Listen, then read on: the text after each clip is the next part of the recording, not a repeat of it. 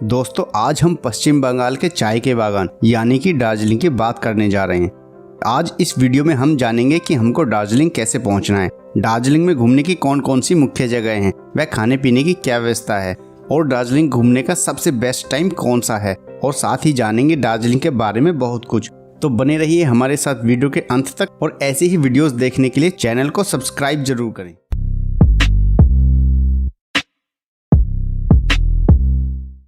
दार्जिलिंग पश्चिम बंगाल राज्य में स्थित है और ये बांग्लादेश, भूटान और नेपाल जैसे देशों से सटा हुआ है।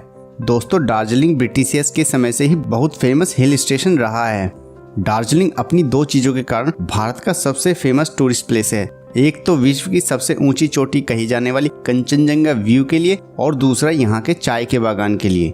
यहाँ बहुत ही बड़े स्केल पर चाय एक्सपोर्ट की जाती है। इसके अलावा यह अपनी खूबसूरती के कारण टूरिस्टों को अपनी ओर आकर्षित भी करता है। सबसे पहले बात करते हैं कि आप दार्जिलिंग कैसे पहुंच सकते हैं। अगर ट्रेन से यात्रा की बात करें तो यहाँ का nearest railway station new Jalpaiguri है। इस जंक्शन पर उत्तर पूर्वी राज्यों के लिए जाने वाली ज्यादातर ट्रेनें रुकती हैं। यहाँ से दार्जिलिंग की दूरी लगभग 75 किलोमीटर है। रेलवे स्टेशन से शेयरिंग टैक्सी करके आप 2 से 3 घंटे में दार्जिलिंग पहुँच सकते हैं। शेयरिंग टैक्सी में आपको 400 से 500 रुपये चार्ज लगेगा। सबसे सस्ते विकल्प के लिए आपको रेलवे स्टेशन से 3 किलोमीटर दूर सिलीगुड़ी बस स्टैंड जाना है। फिर वहां से बस पकड़कर आप दार्जिलिंग पहुंच सकते हैं।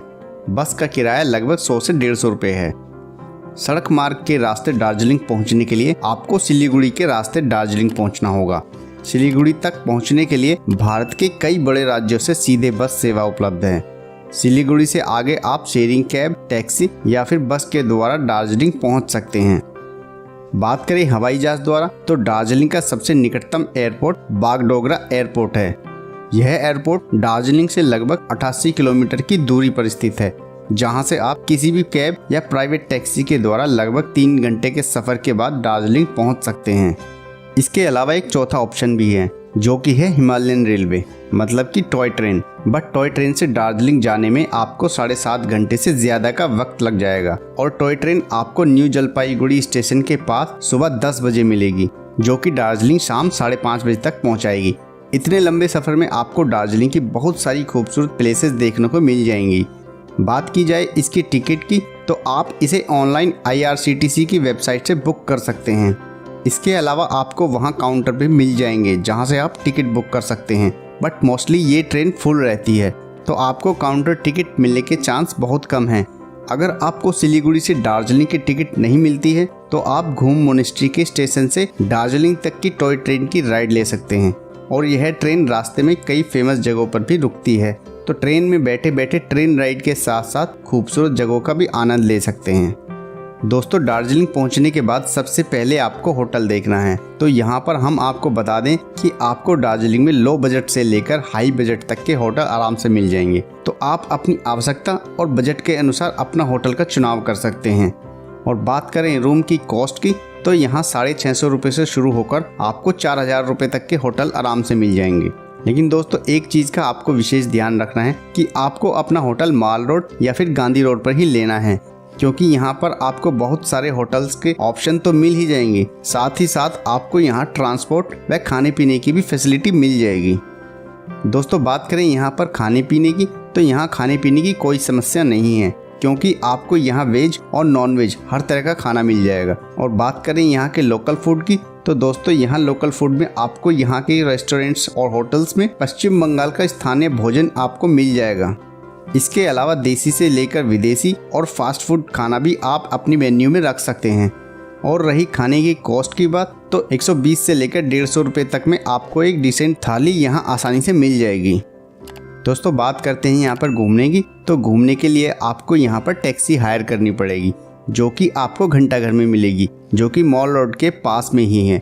और दोस्तों टैक्सी वाला आपसे 1000 रुपये से लेकर 1200 रुपये चार्ज करेगा और 5 से 6 किलोमीटर की रेडियस में आपको 7 से 8 टूरिस्ट प्लेसेस घुमाएगा और शाम को वापस आपको मॉल रोड ड्रॉप कर देगा। तब वहां से आप मॉल रोड की मार्केट को भी घूम सकते हैं और वहां शॉपिंग भी कर सकते हैं। इसके बाद दोस्तों अपने अगले 2 दिन की ट्रिप में आपको दार्जिलिंग से 10 से 20 किलोमीटर की दूरी पर जो टूरिस्ट प्लेसेस हैं उनको विजिट कर सकते हैं। दार्जिलिंग में घूमने के लिए आप प्राइवेट टैक्सी या फिर शेयरिंग टैक्सी बुक कर सकते हैं। यहाँ पर एक बात आपको बता दें कि पूरे दार्जिलिंग टूर पर आप 2 से 3 दिनों के लिए पहले दिन ही टैक्सी बुक कर लें, जिससे आपको टैक्सी का सभी दिनों का किराया काफ़ी सस्ता पड़ जाएगा। तो आइए जानते हैं दार्जिलिंग में कहाँ कहाँ घूमना चाहिए और कौन कौन से प्लेसेस को अपनी ट्रिप में कवर करने चाहिए। नंबर 1, टाइगर हिल। दार्जिलिंग से 13 किलोमीटर दूर स्थित यह पहाड़ की चोटी दार्जिलिंग के कंचनजंगा के बाद सबसे ऊंची चोटी है। इस हिल से आप पूरे दार्जिलिंग का खूबसूरत नज़ारा देख सकते हैं। इस जगह को दार्जिलिंग का सबसे खूबसूरत टूरिस्ट प्लेसेस भी कहा जाता है, क्योंकि यहाँ का सनराइज का सीन बहुत ही खूबसूरत दिखाई देता है। सनराइज का खूबसूरत नज़ारा देखने के लिए पर्यटक सुबह ही वहाँ पहुँच जाते हैं। सूरज की पहली किरण जब कंचनजंगा की चोटियों पर पड़ती है तो चोटियों का रंग बदलकर गुलाबी और ऑरेंज नजर आता है। इस अद्भुत नज़ारे को देखने के लिए ही यहाँ टूरिस्ट आते हैं और इस दृश्य का आनंद उठाते हैं।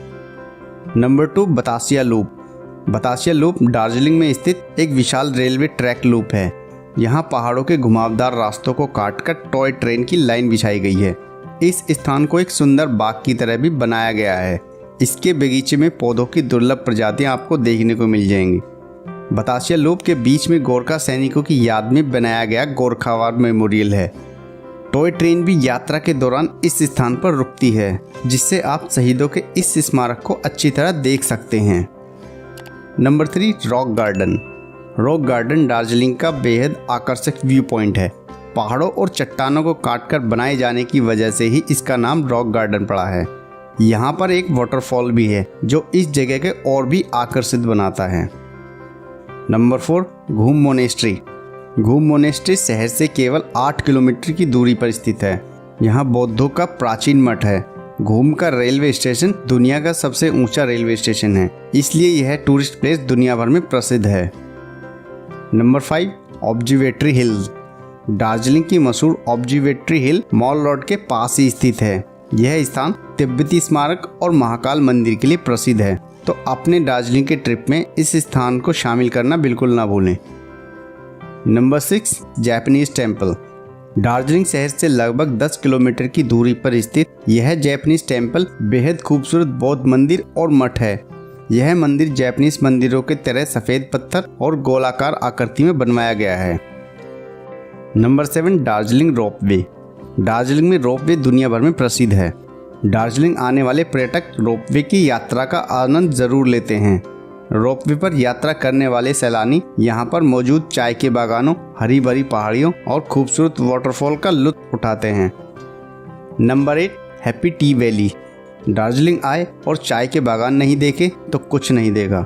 दार्जिलिंग अपनी स्वादिष्ट चाय के लिए दुनिया भर में प्रसिद्ध है। इनमें सबसे प्रसिद्ध चाय बागान हैप्पी टी वैली है। दार्जिलिंग के लगभग 80% हिस्से पर चाय की खेती होती है। यहाँ पर लोकल गाइड्स भी मौजूद हैं जो यहाँ आने वाले टूरिस्टों को जानकारी प्रदान करते हैं। इन सब के अलावा दार्जिलिंग में और भी बहुत सी फेमस टूरिस्ट प्लेसेस हैं जहाँ आप घूम सकते हैं, जैसे mall road, Singalila national park, Teesta और रेजेंट रिवर राफ्टिंग, दार्जिलिंग का wild life zoological park, Nightingale park और विक्टोरिया वाटरफॉल आदि। अब जानते हैं दार्जिलिंग जाने का बेस्ट टाइम कौन सा है। दार्जिलिंग घूमने का सबसे अच्छा समय अप्रैल से जून के महीनों के बीच होता है। इस दौरान जब देश के अन्य भागों में खूब गर्मी पड़ती है, तब दार्जिलिंग का तापमान 14 से 18 डिग्री सेल्सियस के बीच होता है। इस दौरान यहाँ भारी संख्या में पर्यटक आते हैं। लेकिन यदि आप और भी ज़्यादा ठंड का लुत्फ उठाना चाहते हैं तो नवंबर से दिसंबर के बीच यहाँ आ सकते हैं। लेकिन मानसून के दौरान यहाँ पर भारी वर्षा होती है और लैंडस्लाइड भी होता है, इसलिए इस दौरान पर्यटक यहाँ कम आते हैं। तो दोस्तों, ये थी दार्जिलिंग के बारे में पूरी जानकारी। उम्मीद है वीडियो आपको पसंद आई होगी। अगर पसंद आई तो वीडियो को लाइक, कमेंट, शेयर करने के साथ साथ चैनल को सब्सक्राइब भी करें।